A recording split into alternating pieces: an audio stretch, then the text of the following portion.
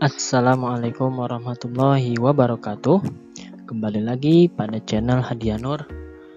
Kali ini kita akan belajar bersama-sama lagi mengenai materi pengertian relasi dan fungsi daripada kelas 8 SMP semester 1. Nah, apa itu relasi dan apa itu fungsi? Mari kita simak penjelasan berikut ini.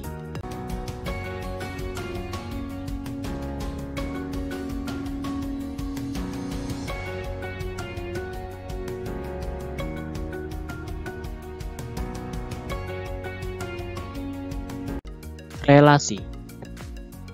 Sebelum saya jelaskan mengenai pengertian relasi, silahkan dilihat dulu paragraf berikut ini, yaitu 4 orang anak yang bernama Buyung, Doni, Vita, dan Putri sedang mengobrol mengenai mata pelajaran yang mereka sukai. Buyung menyukai mata pelajaran IPS dan kesenian. Doni menyukai keterampilan dan olahraga. Vita menyukai IPA, sedangkan Putri menyukai matematika dan bahasa Inggris. Apabila anak-anak tersebut dikelompokkan menjadi satu himpunan, misalnya himpunan A, maka A sama dengan Buyung, Doni, Vita, Putri. Sedangkan jenis mata pelajaran yang disukai jika dikelompokkan ke dalam himpunan, misalnya himpunan B, maka menjadi B sama dengan IPS, kesenian, keterampilan, olahraga, IPA, matematika, dan bahasa Inggris. Anggota himpunan A dan anggota himpunan B memiliki hubungan, yaitu memiliki hubungan dalam bahasa lainnya disebut dengan relasi, yaitu relasinya adalah mata pelajaran yang disukai. Kita dapat mengatakan adanya relasi antara anggota himpunan A dengan anggota himpunan B, atau sering juga disebut relasi dari himpunan A ke himpunan B.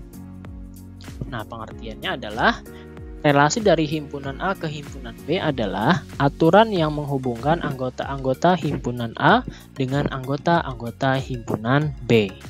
Nah, seperti itu ya. Cara menyajikan relasi ada 3, yaitu yang pertama dengan diagram panah, kedua dengan diagram kartesius, ketiga dengan himpunan pasangan berurutan. Nah, dari contoh tadi, dari cerita tadi, kita akan mencoba membuat diagram panahnya, yaitu himpunan A tadi adalah himpunan nama anak-anak, kemudian himpunan B adalah himpunan mata pelajaran. Buyung menyukai IPS dan apa tadi? Kesenian. Maka kita bikin panah ke arah IPS dan kesenian. Kemudian Doni menyukai keterampilan dan olahraga. Vita menyukai IPA, sedangkan Putri menyukai matematika dan bahasa Inggris. Begini contohnya. Untuk diagram panah. Untuk diagram kartesius, sumbu X, sumbu mendatar, ini kita namakan dengan himpunan A, yaitu Buyung, Doni, Vita, dan Putri. Kemudian sumbu Y, sumbu yang tegak, kita namakan dengan B, nama-nama mata pelajaran. Buyung tadi menyukai IPS dan kesenian, maka kita bikin titik di sini. Kemudian Doni menyukai keterampilan dan olahraga, kita bikin titik di sini. Kemudian Vita menyukai IPA, kita bikin titik. Kemudian Putri menyukai matematika dan bahasa Inggris, kita bikin titik di sini. Nah, ini untuk diagram kartesius. Sedangkan yang satu lagi dengan himpunan pasangan berurutan. Bagaimana caranya? Di sini Buyung menyukai kesenian dan IPS atau IPS dan kesenian. Maka kita tulis kurung kurawal dulu, kemudian kurung biasa, buka kurung, Buyung, koma IPS. Kemudian kurung tutup. Ya, jadi setiap pasang. Kemudian koma lagi, buka kurung lagi, Buyung dan kesenian. Buyung, koma kesenian. Kurung tutup lagi, koma lagi, buka kurung lagi, Doni keterampilan, kurung tutup, buka kurung lagi, Doni olahraga, kurung tutup lagi, dan seterusnya. Vita dengan IPA, kemudian Putri dengan matematika, dan Putri dengan bahasa Inggris. Nah, seperti ini himpunan pasangan berurutan. Oke, bisa dimengerti ya. Nah, sekarang untuk fungsi. Apa itu fungsi? Nah, sekarang lihat. Ada 3 buah gambar di sini. Kemudian, pernahkah kamu merasakan rasa garam, gula, cuka, lada, dan berbagai bahan dapur lainnya? Coba rasakan, bagaimanakah rasa garam? Pasti asin, ya kan? Bagaimana rasa gula? Pasti manis, tidak ada gula yang rasanya asin. Bagaimana rasanya cuka? Adakah cuka yang rasanya tidak asam? Dengan lada, adakah lada yang tidak pedas? Nah, kalau kita bikin diagram panahnya, misalnya himpunan A itu adalah nama-nama bahan dapur, yaitu yang saya contohkan tadi, garam, gula, lada, dan cuka. Kemudian B-nya adalah jenis-jenis rasanya. Garam itu rasanya adalah asin. Gula manis. Lada pedas. Cuka asam. Nah, hubungan, relasi, dan fungsi. Berdasarkan gambar di samping dapat diketahui hal-hal sebagai berikut. 1. Setiap bahan dapur memiliki rasa. 2.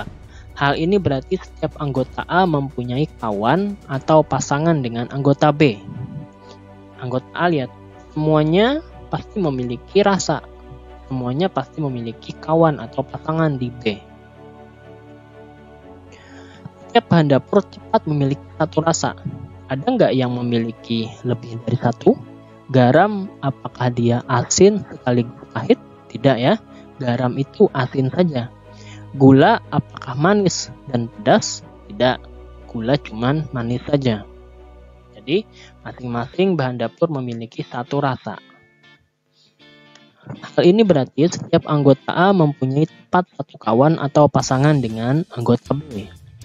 Dengan demikian, dapat disimpulkan bahwa fungsi dari himpunan A ke himpunan B tersebut merupakan relasi khusus yang memasangkan setiap anggota A dengan tepat satu anggota B, dan relasi yang demikian ini disebut sebagai fungsi.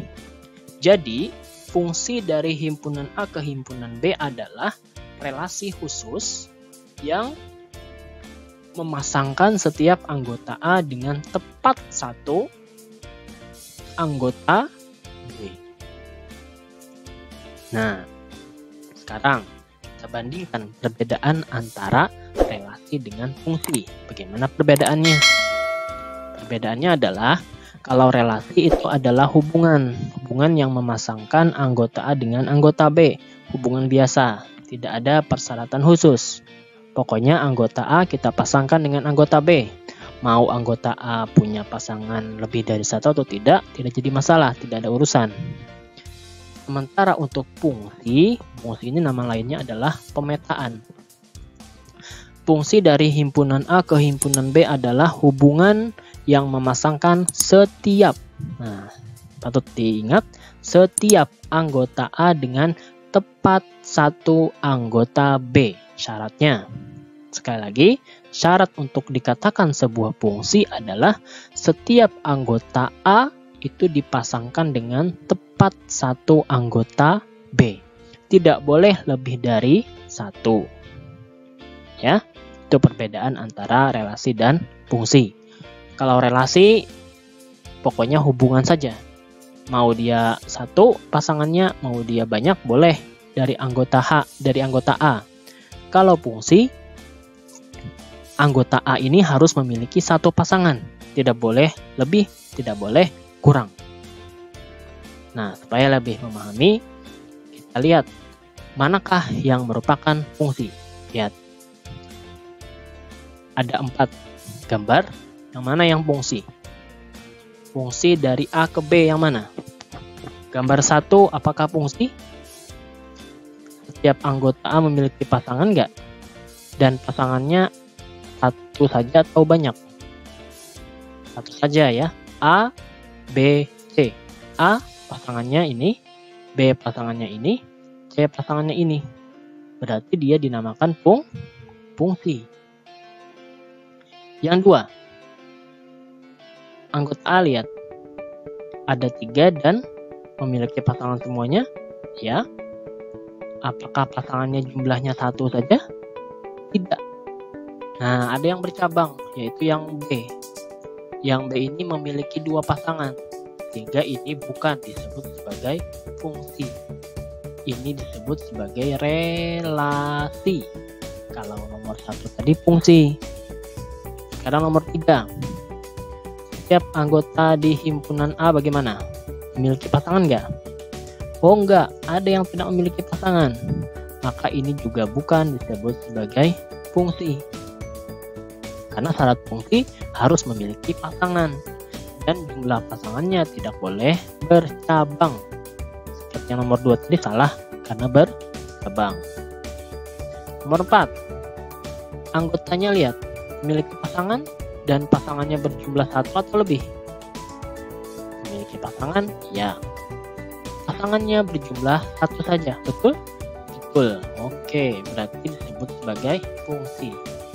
Maka yang merupakan fungsi adalah nomor 1 dan nomor 4. Ya. Oke, bisa dimengerti. Nah, mudah saja. Semoga bisa dipahami dan bisa diaplikasikan ke soal-soal latihan. Assalamualaikum warahmatullahi wabarakatuh.